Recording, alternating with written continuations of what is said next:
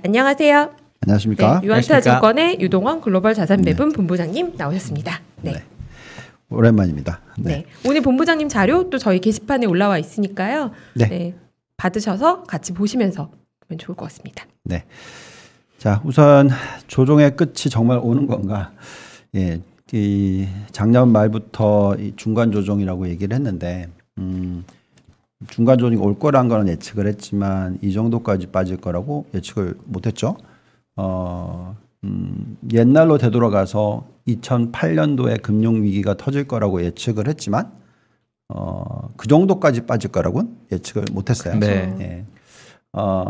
물론 지금이 금융 위기냐 전혀 그렇게 생각하지 않지만 어쨌든 비슷한 방향으로 봐야 됩니다. 그러니까 예를 들면 항상 그 적정 가치 대비해서 빠질 때는 더 빠질 수도 있고, 그리고 지금 보면 근데 그런 일이 벌어졌을 때가 보통 가장 돈을 벌 수 있는 기회가 만들어집니다.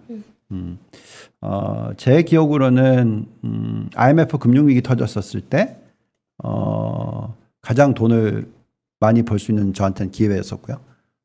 그 다음에 2008년 금융위기가 터졌었을 때가 또 상당히 좋은 수익을 올릴 수 있는 기회였습니다.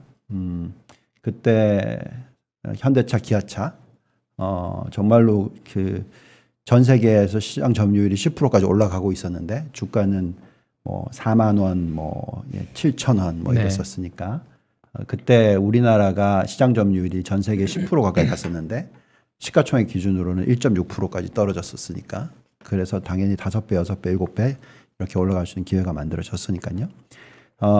지금 오늘 좀 들여다볼 부분은 경기 침체로 가느냐 안 가느냐 하는 부분에 있어서는 여전히 저희는 비율을 바꾸지는 않았어요. 경기 침체가 오지는 당분간은 않는다라고 생각하고 있는데 시장은 그 가능성에 대해서 상당히 얘기를 많이 하고 있고 그렇기 때문에 지금은 매크로가 펀더멘탈과 상관없이 시장을 지배하고 있다. 근데 이제 그런 현상이 제 29년, 30년 차 경험으로는 보통 그런 케이스가 나타날 때는 그게 아주 오래 가진 않아요. 대부분 한 2달, 3달 안에 거의 결론이 납니다. 완전히 펀더멘탈에 대한 예측이 틀렸거나 그래서 정말 펀더멘탈이 완전히 깨져 내려와서 정말 이제 잘못됐거나 아니면 그런 비정상적인 현상이 나타났었을 때 그 2달이 지나고 나면 바로 정상 가격으로 다시 되돌아가는 그런 현상이 나오기 때문에 오늘 제가 시도할 거는 정말 조정의 끝은 오는 건가 그리고 지금 현재 시점에서 도대체 뭘 봐야 되냐 그런 부분을 좀 짚어보도록 하겠습니다. 자, 한번 보실까요? 여기 나와 있듯이 지금 미국 증시의 하락폭이 다우존스가 13.9% 빠졌고요. S&P 500이 18.5% 빠졌고 나스닥이 30% 빠졌습니다. 보통 우리가 이제 S&P 500 기준으로 보죠. 중간 조정의 폭에 대해서는 제가 뭐 수십 번 얘기해 드렸지만 최소 10%에서 맥시멈 20% 정도로 본다라고 말씀을 드렸고 지금 뭐 거의 끝물이라고 할 수도 있겠고 만약에 사실 중간 조정이 아니라 대세 하락장이다. 그러면 뭐 20% 깨고 내려오는 거고요. 과거에 1950년대 이후에 경기 침체와 연결이 돼서 대세 하락장이 왔었던 평균의 하락폭이 약 한 27.5% 정도 됩니다. S&P 기준입니다.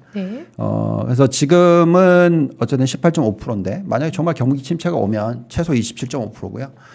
과거 2차례 경기 침체의 시나리오는 그 코로나19 같이 인위적인 거 말고요. 그러니까 사이클적인 부분.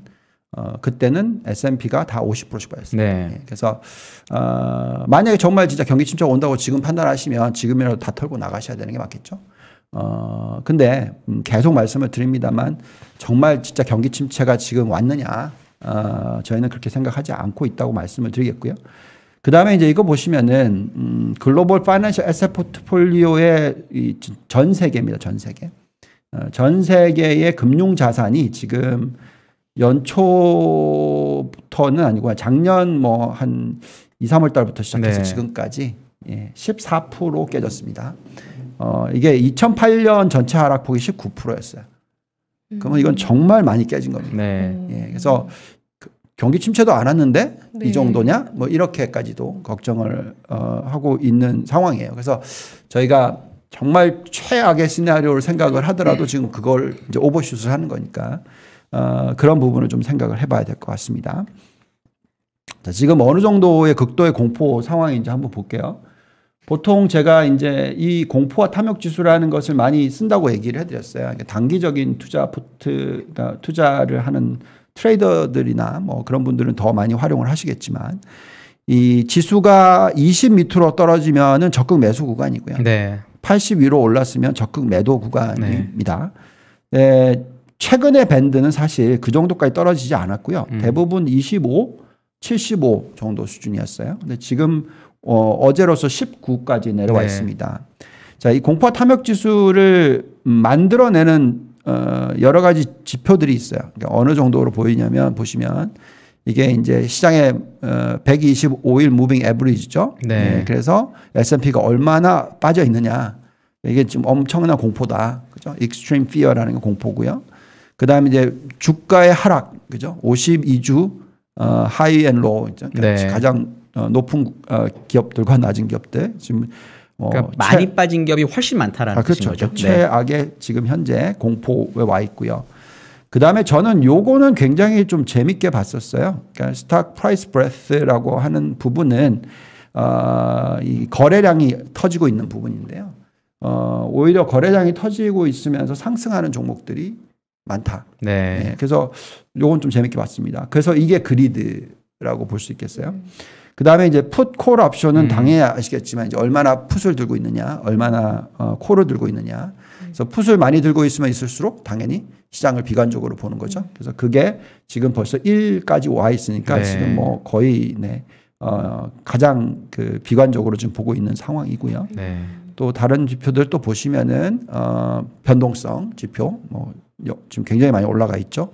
그 다음에 이제 그 세이프 헤이븐 디맨드라는 것은 그만큼 이제 그 저변동성이라든지 뭐 채권이라든지 뭐 이런 부분에 대한 관심이 높아졌을 때 이렇게 되고요.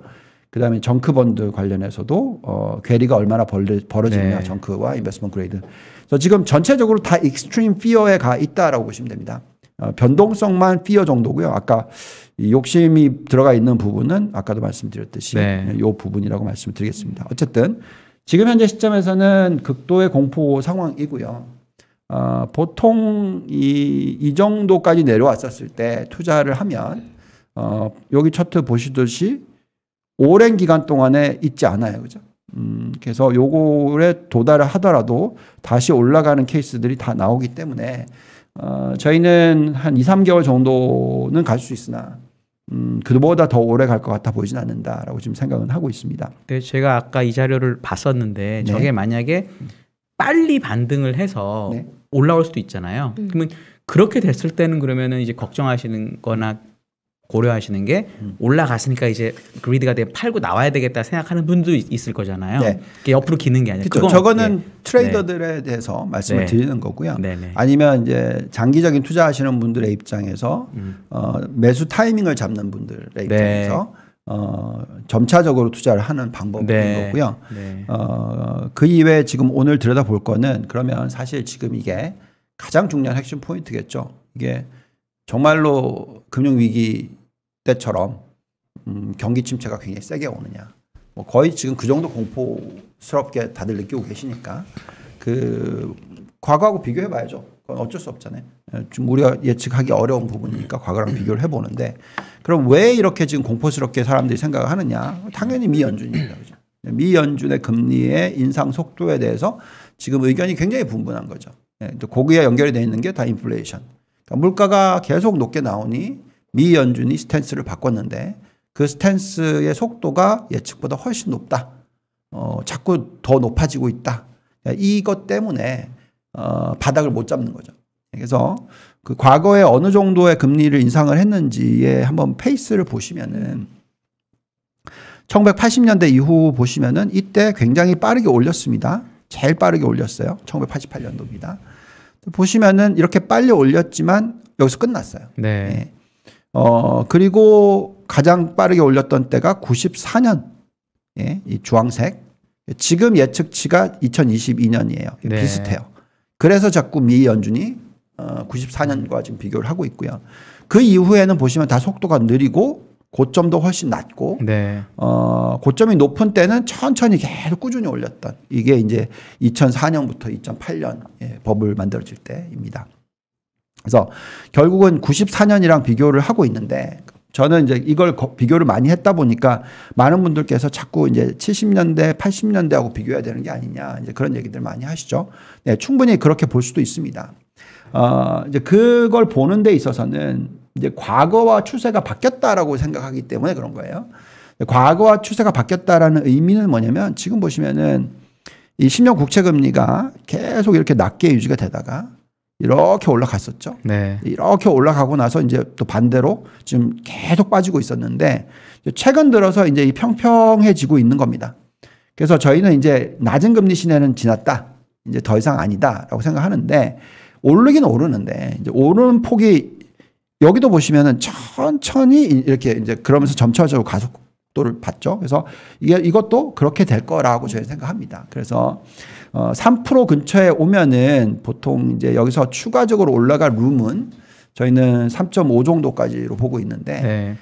그래서 3.0 이상에서는 좀 천천히 채권을 사 볼 필요가 있다. 제가 뭐 한 2주 전에 나왔을 때 네. 말씀을 드렸죠. 그래서 그렇게 지금 보고 있는 부분이라 말씀을 드리겠고요.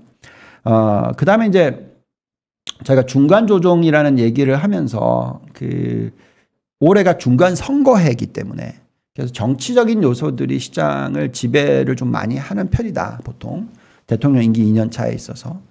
근데 이제 여기서 이제 안타까운 부분은 뭐냐면 보면은 중간 선거 해에 처음에 1월 1일부터 11월 며칠에 중간 선거 있을 때까지의 평균적인 수익률은 0%예요. 네.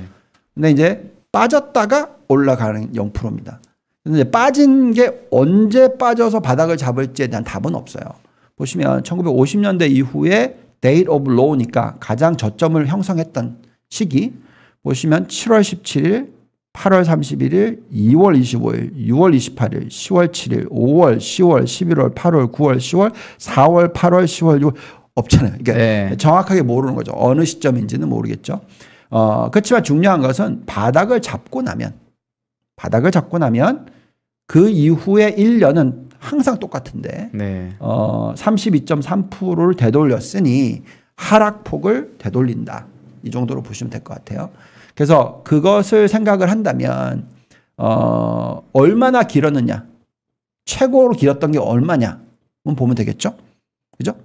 근데 보시면은 최고로 길었던 게 보시면은 요거는 이제 2018년 12월 14일이죠. 24일이죠. 요때가 바닥이었지만 네. 그 전에 8월 달까지는 계속 올라갔잖아요. 네. 그리고 3개월 빠뜨린 거죠. 네. 네. 그래서 빠진 기간으로 계산을 하면 맥시멈이 8개월이에요. 네. 맥시멈이. 그러면 8개월인데 지금 벌써 5개월입니다. 그래서 3개월 정말 이해가 안 가는 어떤 현상들이 일어났다고 칩시다. 그렇다 하더라도 펀더멘탈이 안 깨진다면 물론 깨질 수도 있습니다만 안 깨진다는 가정이 들어가게 되면은 이 정도의 변동성과 이 정도의 힘듦은 한 앞으로 두세 달이면 끝난다. 이게 이제 그때가 정말 가장 어떤 이 괴리가 벌어진 때니까 그때가 가장 좋은 기회가 될 수가 있다라고 생각을 하고 있습니다. 자, 그래서 우리가 지금 이제 헷갈리는 이유는 뭐냐면 저희가 3월 16일 날 미 연준이 금리를 처음에 올렸을 때 미 연준이 인플레이션 걱정보다는 그 전체적으로의 어떤 시장의 어떤 부채 비율이라든지 여러 가지 부분을 놓고 금리를 올리는 속도가 이렇게까지 가파르지 않을 거라고 생각을 했었을 때 예를 들어서 0.25씩 한 번 미팅할 때마다 올리는 식으로 하면 1년에 2%잖아요. 네. 요 정도 속도일 경우에는 3월 16일이 바닥이었어야 되는 거죠. 네. 왜냐하면 보시면은 평균적으로 금리를 천천히 올리는 구간은 평균적으로 다 올랐으니까. 네. 예. 근데 이제 문제는 지금은 미 연준이 자꾸 얘기하는 거에 대해서 우리가 믿을 수가 없다. 그러면서 미 연준이 지금 0.5%로 올렸으니 어쨌든 속도는 빨라졌고 그러니까 이제 0.75 얘기 나오는 거고 그 다음에 심지어 이제 1% 얘기도 나오고 있어요. 네. 예. 그래서 결국은 그만큼 속도가 빨라질 거라고 예측을 하고 있다 보니까 그때의 긴축이 빨랐던 시기와 비교해 보면 정말로 많이 빠지고 나서 네. 올라가는데 시간이 걸리는 거죠. 네. 예, 좀 더 길어지는 거죠. 그래서 저희가 이제 이번에 뭘 보고 있냐면 긴축의 속도가 빨라졌던 때 그리고 그 긴축의 속도가 빨라졌었을 때 얼마나 하락을 하고 얼마 만에 되돌리고 하는지를 봤어요. 그래서 여기 보니까 아까 그림에서 네. 빨리 올리는 거의 평균인 거죠. 저 10% 정도 0.9니까 10%쯤 빠진 거잖아요, 지금. 네, 네. 근데 저게 이제 평균인 거죠. 그러니까 이제 더 많이 빠진 경우도 있을 거고 적은 그렇죠. 것도 있을 거고. 네, 네. 알겠습니다. 그래서 여기서 이제 보시면 68년, 73년, 80년, 88년, 94년 요 5차례가 있었어요. 네. 요 5차례와 중간 선거 해와 연결시켜서 한번 볼게요. 네. 자, 이제 66년, 68년을 보시면은 중간 선거해가 66년이었습니다. 긴축에 있었고요. 근데 이제 긴축의 속도가 정말 빨라졌던 때가 요때고요. 어쨌든 간에 긴축이 있었고 중간 선거였다 보니까 8개월 동안 고점 대비해서 22% 빠졌습니다. 네. 바닥을 잡고 7개월 만에 그 고점을 다시 탈환합니다. 그러면 8개월 조정이 길었던 거죠. 그 다음에 보시면은 74년, 76년인데요. 이때는 7개월 조정이었어요. 근데 폭은 보시면 37.6%나 됩니다. 네. 왜? 중간 선거 해였는데 빠른 긴축에다가 여기서 경기 침체까지 들어왔어요. 네. 다 같이 들어왔습니다. 그러다 보니까 금리를 올리는 속도가 그냥 3% 올리고 끝나는 게 아니고요. 예, 보시면은 72년부터 74년까지 약 10%를 올립니다. 네. 많이 올렸죠.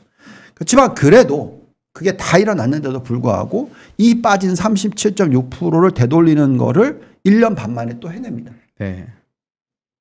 그래서 너무 이렇게 막 끝이 없구나, 우리 망했구나 이런 생각은 가지지 마시고 이렇게 빠른 긴축에 중간 선거해에 경기 침체까지 왔는데 빠진 폭은 정말 크지만 네. 그걸 다 되돌리는 게 온다.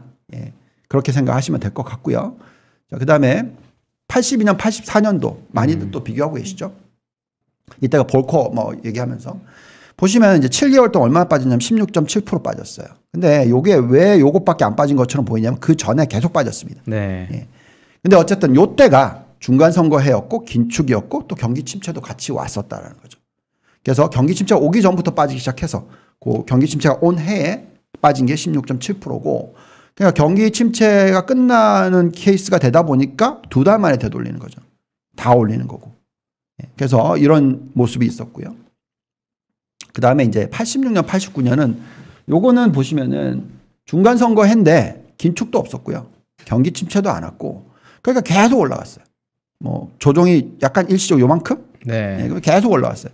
계속 올라가고 69%, 70% 올리고 나서 그 다음에 이제 빠른 긴축이 오기 바로 전 몇 개월에 그냥 폭락. 네. 그러니까 보통 폭이 크면 짧게, 빨리, 그리고 다시 되돌리는 이런 현상이었습니다. 근데 중요한 것은 중간 선거해 첫 때부터 저점까지 보시면은 올라가 있죠. 그러니까 올렸다 빠뜨린 거지 지금 우리 생각하면 올해 연초 대비해서 올렸다 빠뜨리는 거가 아니잖아요. 지금 계속 빠진 거잖아요. 네. 그러니 실질적으로는 이 바닥을 보시면은 요때보다 더 높았으니까 네. 요금을 걱정을 하실 필요는 없을 것 같아요. 어쨌든 그 후에 꾸준히 여기보다는 훨씬 높게 올라가는 모습입니다. 그죠? 그 다음에 이제 미 연준이 제일 많이 비교하고 있는 94년 사이클을 보시면 중간 선거인데 빠른 긴축이 있었는데 경기 침체가 안 왔어요. 네. 그랬더니 그게 9개월 동안의 변동성이고 그 이후에 다 되돌리고 올라갔습니다. 자, 그래서 이렇게 5차례를 비교를 해보면 이제 이렇게 평균값이 나오는데요. 보시면은 조정 구간이 8개월, 7개월, 7개월, 1개월, 9개월. 그죠? 가장 길었던 게 9개월입니다. 네. 그러면 지금 나스닥으로 계산을 하면은 작년 11월부터 그죠? 12, 1, 2, 3, 4, 5. 네. 6개월 정도 되는 거고요. S&P로는 이제 5개월 차. 그죠? 정말 길면 여기서 추가적으로 3, 4개월. 정말로 길면. 그러면 6월, 7월, 8월. 정말 늦다 하더라도 9월이면 되돌린다 정도로 볼 수가 있겠죠. 네. 근데 요거를 미 연준의 금리 인상 올리는 스케줄과 그다음에 인플레이션 숫자 발표되는 것과 다 연결시켜서 보시면 그 답이 나오지 않을까 뭐 이런 생각을 가지고 있습니다. 저 이 시청자 그 질문 중에요 댓글에서 PPI가 나오잖아요. 근데 PPI가 어느 정도 나오면은 괜찮은지 뭐 혹시 그런 의견도 있으신가요? 아니면 잘 나오는 게 좋냐, 못 나오는 게 좋냐 이런 질문이셨는데, 네. 그러니까 어떻게 생각하시나요? 과거의 역사도 보시면 이제 PPI보다는 CPI가 훨씬 중요하고요. 그렇죠. 네. PPI가 올라갔다고 해서 마진이 박살이 나지를 않아요. 네. 가격 전가가 가능하면 경우에는. 그게 지금 딱 1사분기입니다. 네. 미국을 보시면 S&P 500이 순이익 마진율이 그 전분기가 12.8%에서 지금 떨어졌다고 많이 떨어질 거 걱정했죠. 근데 실질적으로는 겨우 0.4%포인트밖에 안 빠졌어요. 근데 인플레이션 PPI는 막 8%, 10% 막 이렇게 올랐잖아요. 네. 그렇기 때문에 그거는 게다가 또 인건비가 그럼 이게 너무 갑자기 올라가지고 나중에 회사들의 코스트로 비용으로 나중에 반영되는 가능성은 혹시 어떻게 생각하세요? 그렇게 보여주지는 않습니다. 그럼 가이던스를 그렇게 주겠죠, 회사에서. 그리고 우선 첫째 보시면은 그 인건비는 당연히 들어가고요. 인건비가 평균적으로 지금 1사분기가 거의 대부분 7% 이상 올랐으니까요. 그래서 결국은 마진에 미치는 영향이 훨씬 더 클 수가 있는데 지금 그만큼 잘 버틴다라는 것은 그만큼 구매력이 강하고 가격 전가가 가능해지고 그게 인플레이션과 연결이 돼 있기 때문에 그렇다라고 말씀을 드릴게요. 뭐 2, 4분기의 실적이 깨질 거다. 한번 보시죠. 얼마나 깨질지는. 그러니까 당연히 마진은 떨어질 수 있죠. 그렇죠. 그건 당연한 거고요. 네. 결국은 어느 정도의 펀더멘탈이 지금 반영이 돼 있느냐. 그 부분도 좀 이따가 말씀을 드릴게요. 네. 자, 근데 이제 인플레이션 부분에 있어서는 어제가 참 이게 어떤 느낌이냐면 과거에도 이랬다는 게 뭐냐면 보통 인플레이션의 예측치를 가지고 예측보다 더 높게 나오면 안 좋게 받아들였지만 그것보다는 방향이 중요했어요. 그러니까 예를 들어서 보시면은 이때 인플레이션이 안 올라갔죠. 네. 이땐 장이 좋았어요. 그러다가 갑자기 더 빠질 줄 알았는데 튀니까 이제 확 무너지는 거죠. 근데 과거에도 항상 그랬는데 인플레이션이 이제 방향성이 이제 올라가다가 꺾여 내려오기 시작하면 그때가 어떤 변곡점이 만들어지는 건 사실이었어요, 항상. 근데 이제 지금 다들 거기에 대해서 지금 뭐 이제 언제 내려올지 네. 뭐 이런 식으로 지금 생각하는 거죠. 그래서 제가 볼 때는 이미 시작은 됐을 수 있다고 저는 생각하는데 아직까지 만족스럽지 못한 거죠. 믿음이 많이 부족하다는 거죠, 지금. 근데 보시면 근원 인플레이션도 보시면 이렇게 빠질 때는 시장이 올라요. 예. 그래서 사실 근원 인플레이션이 저는 더 중요하다고 생각하거든요, 당연히. 근데 이 숫자를 가지고 이제 또 어떻게 해석했냐면 근원 인플레이션이 전달 대비해서 0.6%나 올랐으니까 곱하기 12 하면 7.2%잖아요. 네. 6.2% 이거 뭐 아니야. 또 올라가지. 뭐 이런 식의. 네. 그러니까 이게 갖다 붙이면서 이제 계속 그 비관적으로만 보는 거죠. 실질적인 숫자를 다 디테일하게 들여다보면 인플레이션의 피크는 쳤다고 생각합니다. 여기서 얘기 제일 많이 질문 주시는 게 에너지도 좀 줄었고 중고차도 줄어서 우리가 걱정했던 거는 준 건 맞는데 이제 렌트하고 좀 스티키한 비용, 그러니까 좀 고정적인 비용이 올라가는 추세였다. 그렇죠. 그래서도 걱정이다라는 분도 있더라고요. 그래서 인플레이션은 옛날보다 높은 거 맞죠. 네. 그래서 5.1%입니다. 그게 네. 주거 비중은. 네. 그래서 5.0에서 5.1로 올라갔어요. 네. 그래서 약간 올라간 거죠. 그것도 이제 피크아웃 하는 거고요. 그러니까 보통 렌트는 임금 상승률하고 연결이 많이 돼 있죠. 네. 그래서 저희가 생각할 때는 올해의 임금 상승률이 평균 값이 정말 브로드하게 보면은 한 5점 몇 프로 나오고요. 전체적인 금액으로 계산했더니 한 7% 나오거든요. 그래서 5에서 7% 사이에 인플레이션에 압력을 주는 영향이죠. 그래서 그 부분은 항상 생각을 하셔야 될 것 같아요. 근데 어쨌든 숫자는 이 정도로 나오면은 이제 피크는 쳤다라는 거죠. 그래서 이게 얼마나 빨리 떨어지느냐에 대한 뭐 걱정이겠죠. 근데 어쨌든 떨어지고 있다라는 게 저희는 더 중요하게 생각하고 있고요. 그리고 여기에 맞춰서 이제 미 연준이 금리를 얼마까지 올리느냐 하는 부분이 되겠습니다. 뭐 여기는 저희가 안 갖고 왔지만 지금 현재 5년 미래 5년 포워드 인플레이션 2.4 정도 나오고요. 그다음에 그러니까 뭐냐면 5년 뒤에 5년이고 그리고 10년 평균치가 지금 한 제 기억으로는 3% 정도 수준에서 떨어져서 이제 2.75% 정도까지 떨어지고 있습니다. 그다음에 5년은 지금 3% 정도. 고점이 제가 기억하는 3.5%, 3.6%였는데, 그래서 이게 다 떨어지고 있는 것은 이제 인정은 해야 될 것 같아요. 뭐 못 믿겠다고 하면 할 말은 없으나, 그게 이제 인플레이션이 제일 중요하고 근원 인플레이션이 제일 중요한 거에 저도 이제 그게 배운 거니까 네. 맞는 말씀이신데, 사실 우리가 이제 이 인플레이션을 겪게 된 트리거가 여러 가지 예측 못했던 변수들이 실제 발생을 한 거잖아요. 네. 이제 변수가 발생하면 또 이제 또 새로운 변수가 생기지 않을까 이런 걱정을 시장에서는 하고 있고, 네. 그러면 사실 이게 이제 러시아 우크라이나 사태 때문에 유가가 급등하면서 이런 일들이 생기기도 했고 또 다른 안 좋은 일들도 계속 일어난 건데요.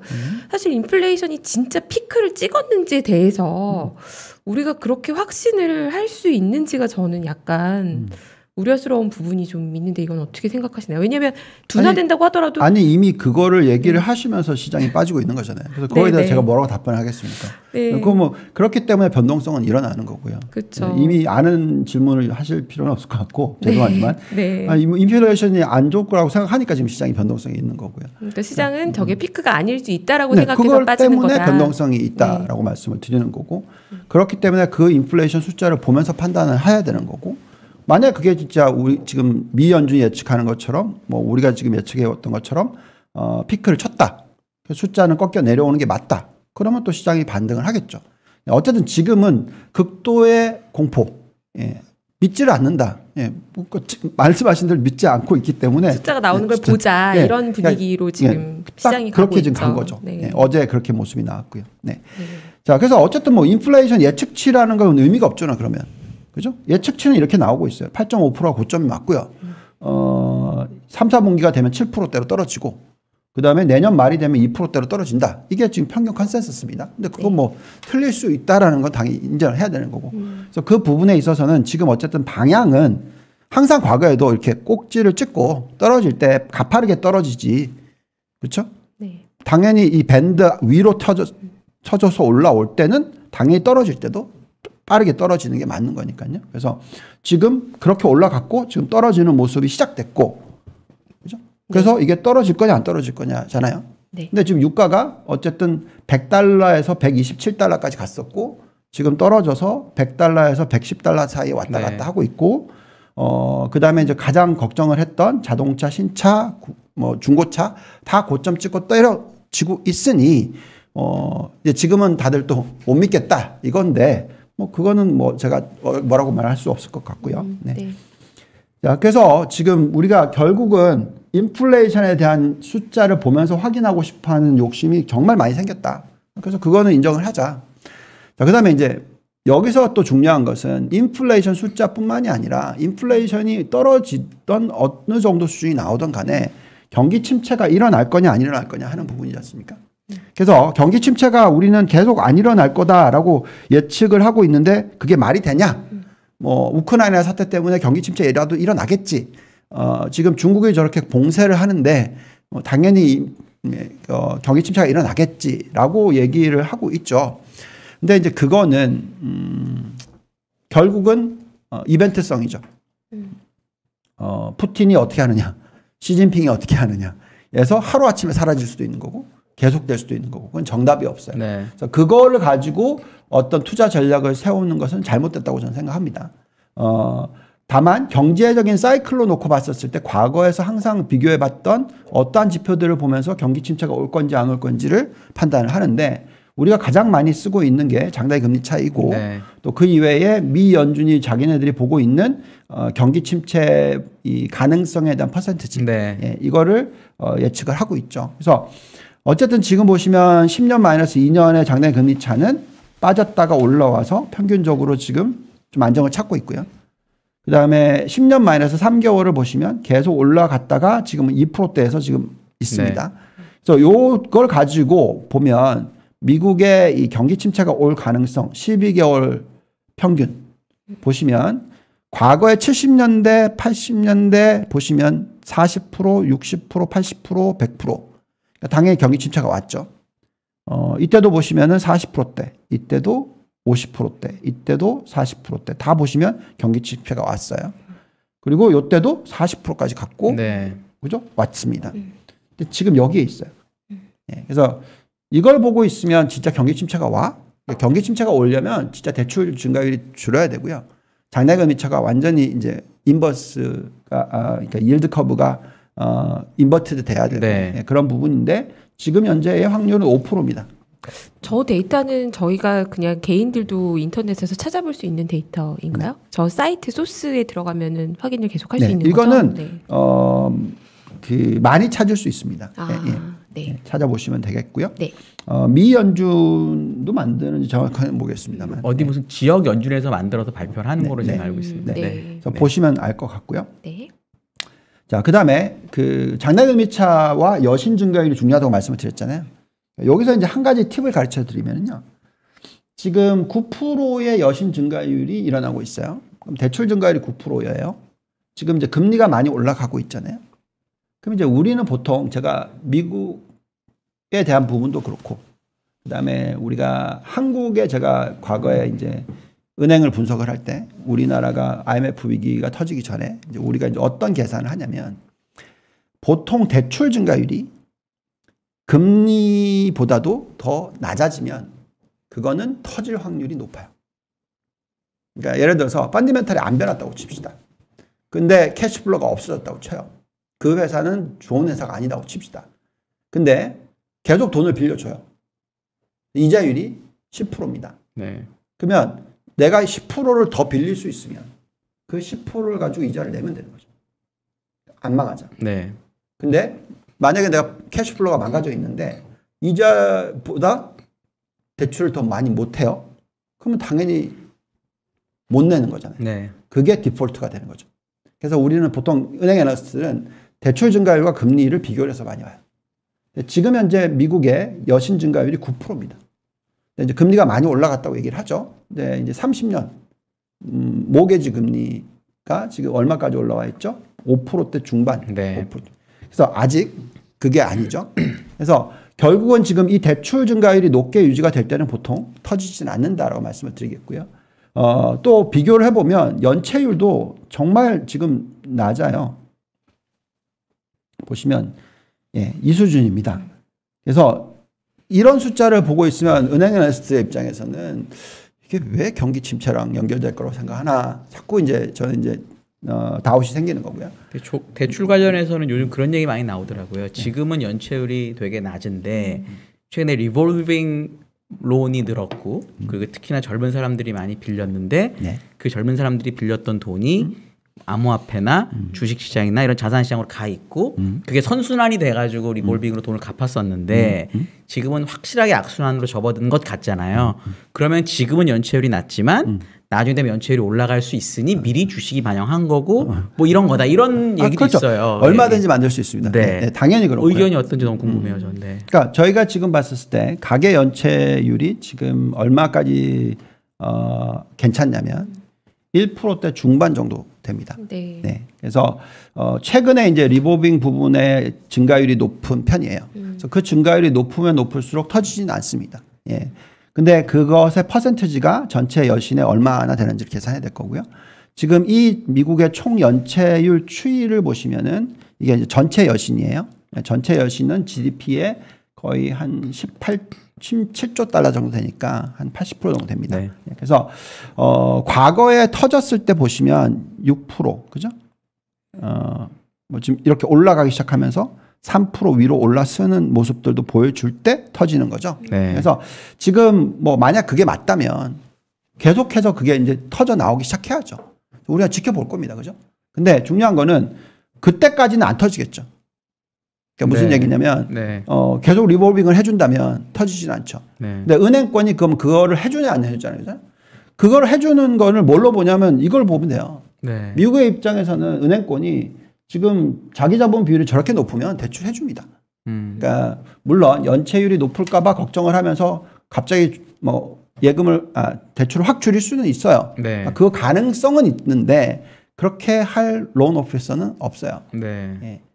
왜? 이 정도의 버퍼가 있는데 내가 잘리지도 않을 텐데 왜 굳이 그걸 터트리냐 이거죠. 예. 그래서 그거는 지금 현재는 그러니까 모든 걸 다 비관적으로만 보시는 거예요. 보통 우리나라가 신용카드 대란이 일어났었을 때 기억나시나요? 2000년대 초반에, 2000년대 예. 초반이죠. 예. 2001년, 2년 예. 때. 네. 예. 그렇죠. 2001년, 2년. 네. 2001년, 2002년이죠. 네. 예.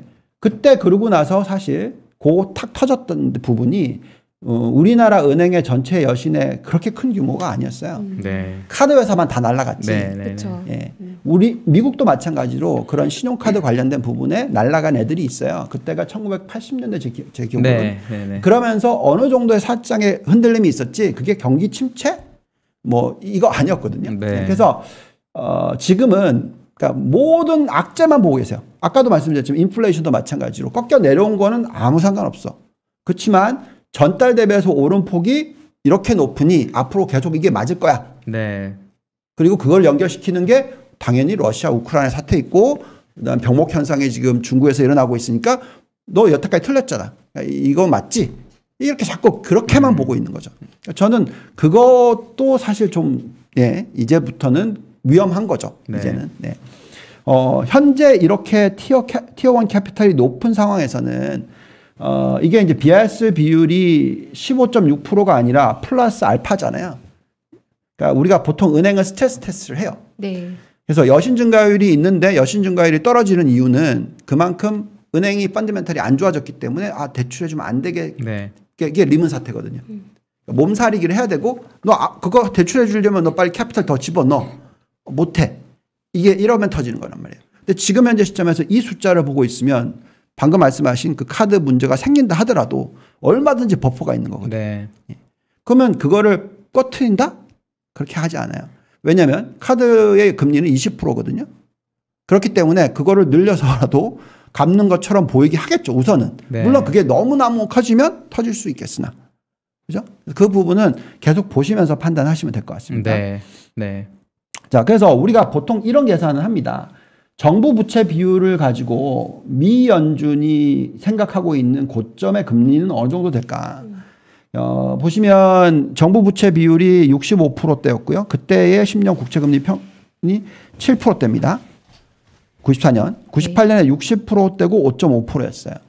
요걸로 역산으로 계산해서 지금 현재 부채 비율이 140%고 앞으로 좀 떨어진다고 해서 130%로 계산하면 우리는 94년과 비교했었을 때 미 연준이 생각하는 감당 가능한 금리는 3.25에서 3.5% 정도 생각한다. 네. 그러면 10년 국채 금리가 아까도 말씀드렸지만 3% 위로 올라가기 시작하면 부담스러워요. 그리고 금리를 지금은 올리고 있지만 어느 시점에 버퍼가 생기고 나면 왜냐하면 0%였기 때문에 버퍼가 없었잖아요. 근데 이제 지금 벌써 0.75 됐죠. 네. 앞으로 2.5%까지 무조건 올리겠죠. 최소한. 그러면 우선 올리고 나면 그 정도 버퍼가 있어요. 경기 침체에 조짐이 있다? 계속 올린다? 인플레이션 때문에? 이 부채 비율을 봤을 때? 그건 쉽지 않다고 저는 생각합니다. 네. 그래서 좀 지켜보면서 판단을 하자라고 말씀을 드리겠고요.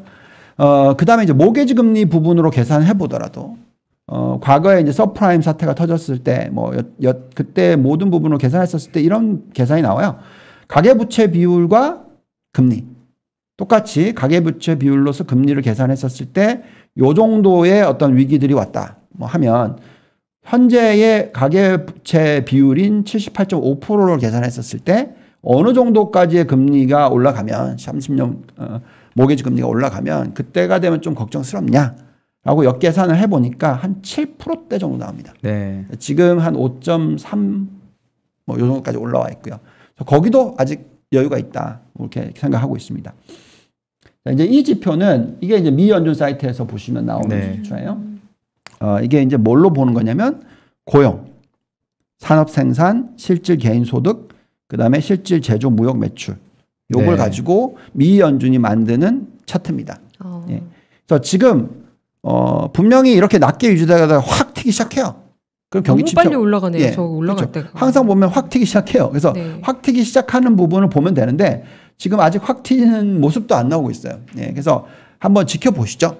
예. 네, 제가 볼 때는 지금 이 숫자로 놓고 봤었을 때의 확률은 0.18%밖에 안 나와 있습니다. 그러니까 미 연준의 입장에서는 이렇게 얘기를 하는 거죠.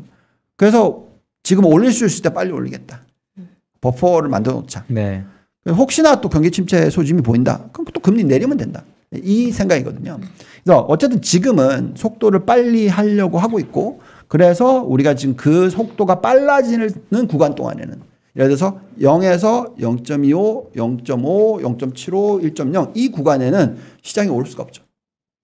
근데 그게 아니라 0.25, 0.5, 0.5, 0.5, 0.25 이렇게 떨어지면 그때는 올라갈 수 있는 룸이 생기는 거죠. 네. 힘이 생기는 거죠. 그 다음에 이제 저희가 그 시나리오별로 계산을 좀 해봤는데요. 그러니까 뭐냐면 지금 현재의 우리가 예측 가능한 이 금리 수준의 고점 한 3.5% 정도로 치고요.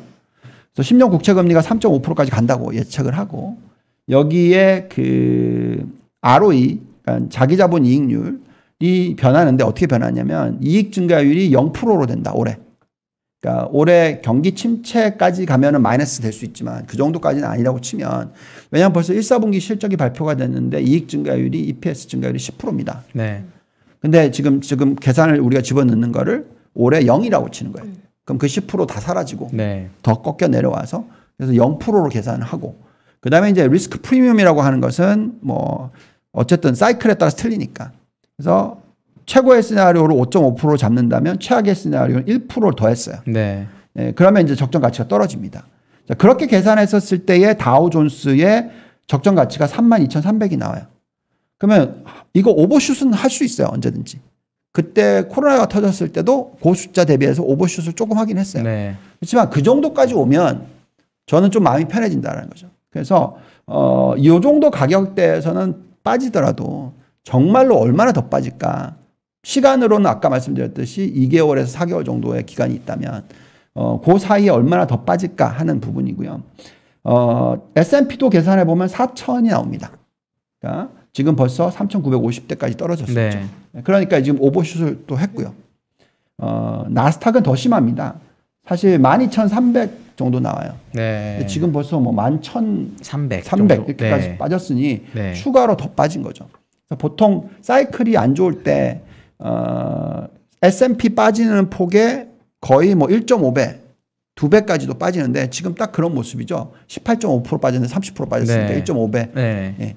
1.5배 정도의 지금 빠진 폭입니다. 근데 오를 때는 또 비슷하게 그렇죠. 예, 그렇게 될 거니까 그러면 지금 오버슛을 상당히 많이 했다고 지금 다 세 개의 지수를 보면 그렇게 판단하고 있습니다.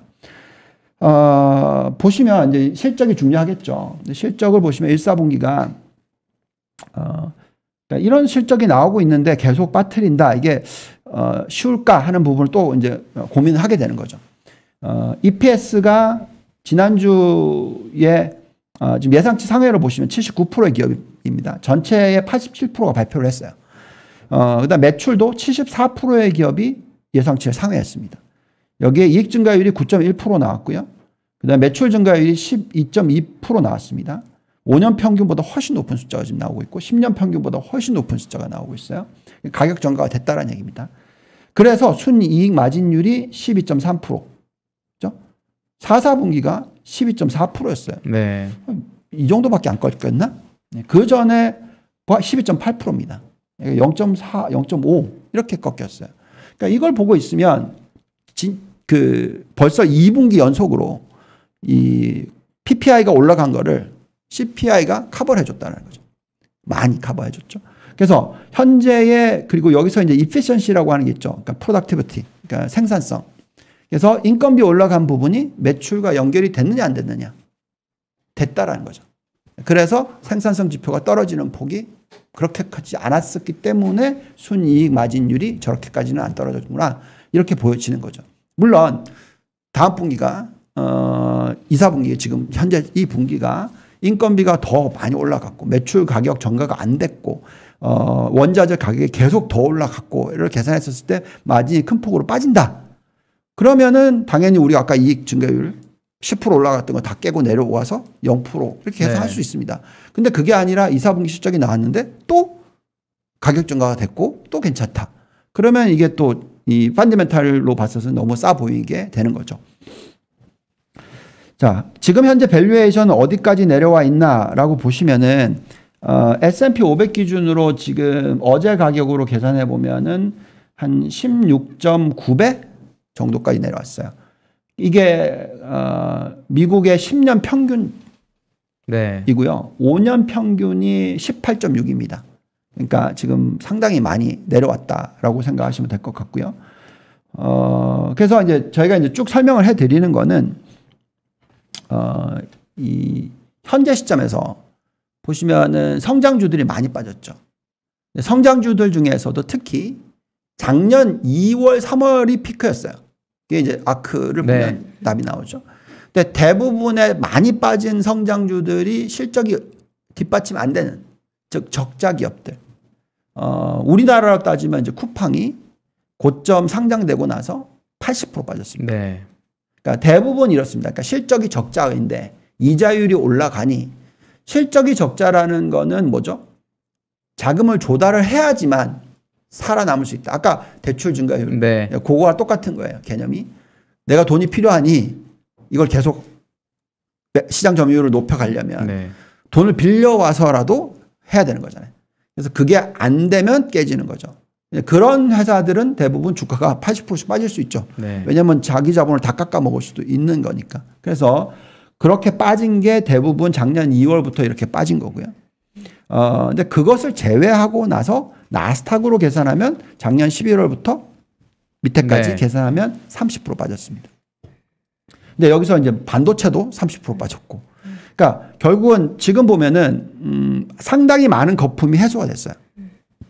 거품의 수준이 레이달리오가 만든 내용을 보니까 지금 현재는 옛날에 피크를 쳤을 때, 작년 2월 달에 피크를 쳤었을 때 거품의 강도가 한 80% 정도 됐는데, 100%가 아니라 한 7, 80% 됐는데 지금 정말 많이 내려와서 40%대까지 떨어졌다. 네. 어제까지 가서는 뭐 더 떨어졌을 수도 있습니다만. 어쨌든. 그래서 상당히 많은 거품이라고 얘기하는 부분은 사라졌다. 그거는 저희가 인정을 해야 되겠고요. 그럼 이제 우리는 이럴 때 어떻게 생각하냐면, 그 거품이었던 종목들이 빠지니까, 이걸 다 연결시켜서 모든 성장주들 다 때린 거죠.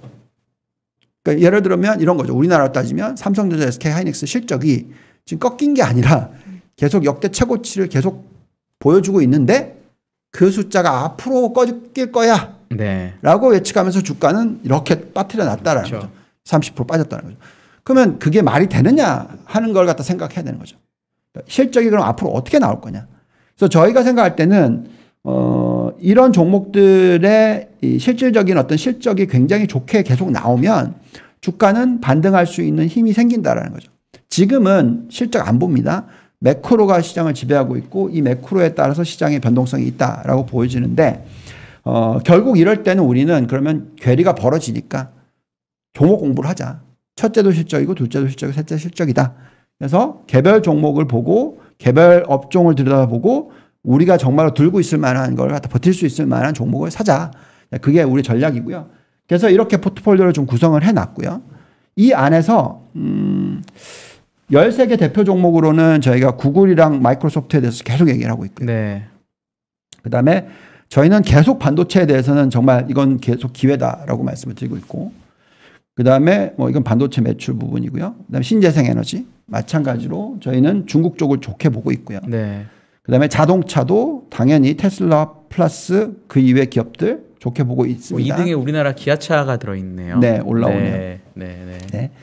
그다음에 고유 에너지도 지금 상당히 매력이 있어 보이는 부분이 있고요.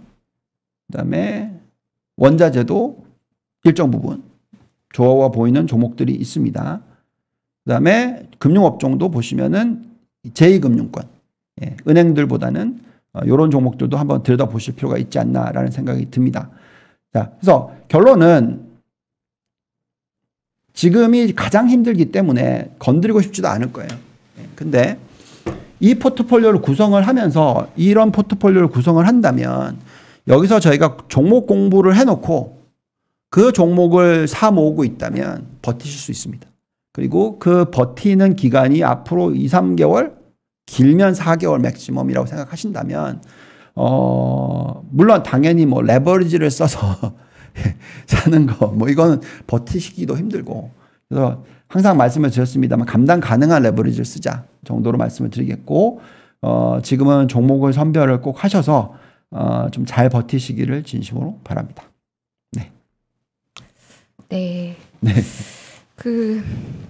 이런 거는 어떻게 생각하시나요? 주식시장의 폭락이 네. 인플레를 낮추는 데 역할은 없을까요? 라는 질문이 채팅창에서 장재훈님께서 해주셨는데요. 네. 지금 시장이 너무 빠르게 빠지고 있잖아요. 네. 그래서 아마 이제 자산에 타격을 입으시는 분들이 일단 많아지고 있을 텐데 그러면 좀 수요 위축이랄까요? 경제활동 지표가 좀 나빠지거나 그러니까 이 인플레 자체가 조금 낮아질 가능성에 대해서는 어떻게 보시나요? 그러니까 지금 질문을 하시는 거는 네. 인플레이션을 낮추기 위해서 경기 침체가 와야 된다. 이 질문이거든요. 거의. 그것까지는 아닌 것 같고 이미 빠졌으니까 지금 빠진 것이 영향을 혹시 인플레이션을 조금 더 빨리 낮추게 하는데 영향을 줄 수 있는 가능성이 있지 않을까? 뭐 이런 질문이신 것 같은데요. 금융자산의 가치가. 네, 너무 많은 자산들이 지금 가격이 네, 그래서 여기저기서 내려가서 네, 소비 위축으로 인한 이제 인플레이션 지표가 약간 낮아지는 게 나오지 않을까? 뭐 이런. 그러니까 인플레이션 것 숫자는 같아요. 어쨌든 저는 피크를 쳤다고 생각하는데 네. 낮아질 수 있다고 생각은 하는데 계속 말씀을 드리지만 임금 상승률이 높으면 5% 수준이 나오면 인플레이션이 5% 밑으로 떨어지기가 쉽지는 않다라는 거죠. 네. 예, 그래서 그걸 같이 보는 게 중요할 것 같고요. 그 다음에 이제 또 하나의 키 이슈는 지금 미국의 개인들의 그 순자산 가치가 여기는 저희가 안 갖고 왔지만 전에 보여드렸던 것 같은데 몇 년도부터더라? 1980년대 후반 이후에 이렇게 순자산 가치가 플러스인 적이 없어요. 그건 무슨 얘기냐면 아까 말씀드렸죠. 은행권이 당연히 개인들한테 대출을 해준다는 얘기죠. 카드 때문에 깨진다 뭐 이런 얘기 하시지만 그러니까 결론적으로 그런 부분들도 있겠지만 기본적인 전체 평균으로 계산하면 이렇게까지 미국의 가계가 펀드멘털이 좋았던 때가 있냐 이런 상황이거든요. 네. 그래서 금융자산이 깨졌기 때문에 소비에 영향을 미쳐서 인플레이션이 떨어진다. 있을 수 있으나 지금 그렇게 어느 정도 영향을 미칠지 하는 부분에 있어서는 가계 펀드멘털이 워낙 튼튼하다 보니까 마찬가지로 경기 침체도 안 일어날 것 같고 인플레이션도 떨어지는데 좀 천천히 떨어질 수 있고 이렇게 계산하는 게 좋지 않을까 생각이 듭니다. 네. 네. 어려운 시장에서 안 그래도 힘드실 텐데 이렇게 네. 또 저녁에 나와 주셔서 네, 좋은 자료와 함께 설명해 주셔서 감사합니다. 네. 네. 뭐 네. 마지막으로 꼭 하시고 싶으신 얘기 있는데 못 하신 거 있으신가요? 정말로 예측 불가능할 때가 예, 그때가 이제 정말 기회가 만들어지니까 조금만 잘 버티시기를 진심으로 바랍니다. 네. 네. 알겠습니다. 사실 저는 이제 개인적으로 뭔가 지금은 잘 모르겠는 시대라는 느낌을 많이 받아요. 네. 네, 그래서 저희가 이제 뭐 투자를 무조건 권하거나 뭐가 정답이다 이런 의견을 드리기보다는 시청자님들께서도 시청자분들께서도 이런 의견도 있고 저런 의견도 있고 많이 보시고 어느 한 방향으로만 예측하는 거는 꽤 되게 어려운 시대가 아닌가 이런 생각을 좀 해봅니다. 그래도 그럼에도 불구하고 소신 있는 의견을 내러 나와주시는 것도 대단한 용기와 또 시간과 정성을 들이시는 거거든요. 그래서 시청자분들께서도 이 부분을 좀 다른 의견들을 들어보자고 하는 거니까 요거에 그러니까 대해서 막 뭐가 정답이다 아니다 이렇게 싸우지는 않으셨으면 좋겠다. 그러니까 시장의 방향성이 틀릴 때가 있고요. 네. 그래도 29년 동안 보면서 저희가 틀릴 때가 있죠, 당연히. 그렇지만 이제 맞출 때 제대로 된 종목을 들고 있으셔야 된다는 거죠. 그래서 지금 틀리고 있을 때 가장 하지 말아야 되는 거는 그냥 다 던져버리고 포기를 하는 거죠. 그래서 지금 이럴 때 정말로 내가 들고 있을 만한 종목을 들고 있는 건가? 네. 그 검증 작업을 하시고 이때에 계속 그런 종목을 발견하셨으면 계속 꾸준히 사 모으시면 그 기간이 지나고 나면 상당히 빠르게 그게 복구가 돼요. 네. 그래서 꼭 그런 작업은 하실 필요가 있다고 말씀드리겠습니다. 네. 오늘 이렇게 귀한 시간 내주셔서 감사합니다. 저희 1부 이만 마치도록 할게요. 유한타 증권의 유동원 글로벌 자산배분 본부장님이셨습니다. 감사합니다. 네, 감사합니다. 네.